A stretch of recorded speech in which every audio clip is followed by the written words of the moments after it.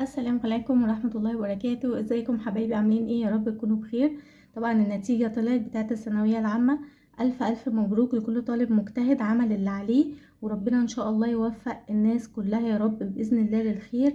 انا حابة بس قبل ما اتكلم معاكم على تنسيق الكليات والمعاهد ان انا اقول لكم ان محدش يتضايق خالص يا جماعة من المجموع بتاعه ولا الكلية اللي هو هيدخلها. عايزة اقول لكم ان ربنا دايما بيختار لنا الخير، لازم نكون عارفين كده. حتى لو احنا مش شايفين ده دلوقتي او كان نفسنا في حاجة وما دخلناهاش، ربنا دايما يا جماعة بيختار لنا الخير والانسب لينا. لو معرفتوش ده دلوقتي هتعرفوه قدام مع الوقت، لما طبعا تتميزوا في الكلية اللي انتوا دخلتوها وتثبتوا نفسكم فيها. هتتأكدوا فعلا ان هي ديت الحاجة اللي كانت متوافقة معاكم ومع ظروفكم. نبدأ كده مع بعض ان احنا نقول التنسيق ونقول بسم الله. حابة بس مبدئيا اقول لكم ان فيديو النهاردة خاص بالكليات الحكومة والمعاهد اللي هي 4 سنين. اما بالنسبة للجامعات الخاصة دي مش بيكون ليها تنسيق نازل، ديت بيكون ان الشخص بيروح يقدم في الجامعة الخاصة على طول، مش بيبقى نازل لها تنسيق. نبدأ كده مع بعض اول حاجة ونقول بسم الله. الحد الادنى بالنسبة لكليات علم علوم ورياضة، اول حاجة عندنا كلية هندسة بترول بتقبل من 95.1%. كلية الطب البيطري بتقبل من 93.7%.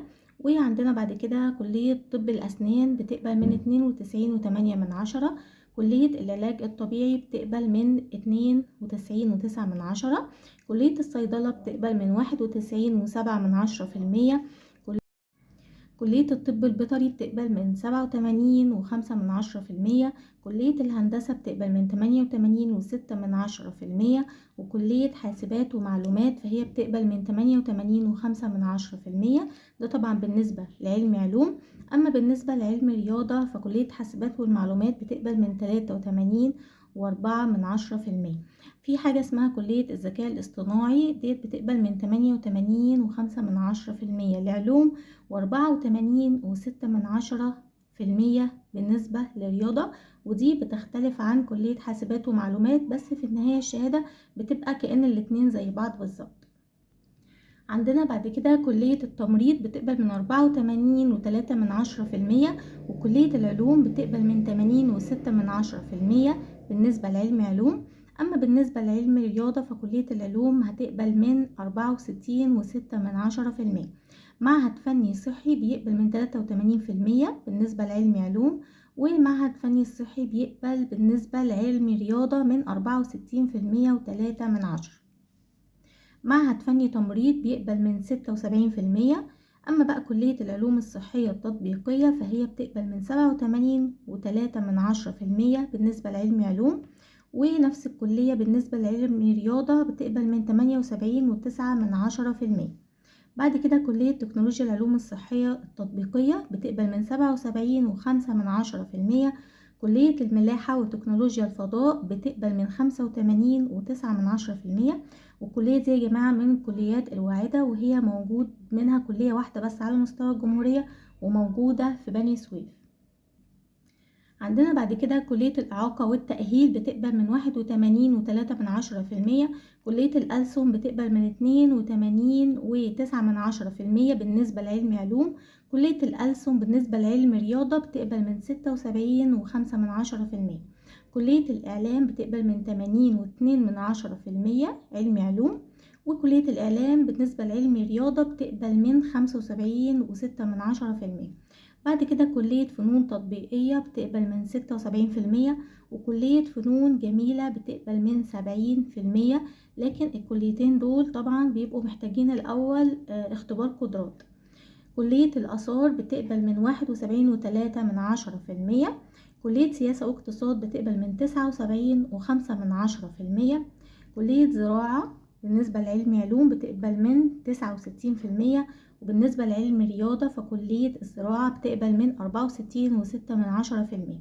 كلية دار العلوم بتقبل من 74%. كلية الثروة السمكية بتقبل من 66.4%. كلية تربية بتقبل من 63% بالنسبة لعلم علوم. بالنسبة لعلم رياضة بتقبل من 59%، تربية طفولة بتقبل من 62.1%، وتربية نوعية بتقبل من 60%. عندنا بعد كده تربية رياضية وموسيقية وفنية، هما التلاتة بيقبلوا من 50%، لكن لازم لهم اختبار قدرات. عندنا بعد كده كلية التجارة بتقبل من 72.7%، كلية الحقوق بتقبل من 65%، كلية الآداب بتقبل من 64.6%، كلية السياحة والفنادق بتقبل من 60%، وكلية تكنولوجيا الصناعة والطاقة بتقبل من 58%. اخر حاجة بقى في الكليات طبعا بالنسبة لعلمي وعلم رياضة وعلم علوم، عندنا كلية اقتصاد منزلي بتقبل من 61.7%، ودي بيكون فيها قسم اسمه قسم التغذية العلاجية، وده بيبقى مستقبله واعد جدا. عندنا بعد كده كلية خدمة اجتماعية فهي بتقبل من 60%. ندخل بقى على المعاهد العليا. طبعا بالنسبة للعلمي للقسم العلمي اللي هي طبعا المفروض اللي بيدخلها بيدرس 4 سنين وبياخد بكالوريوس.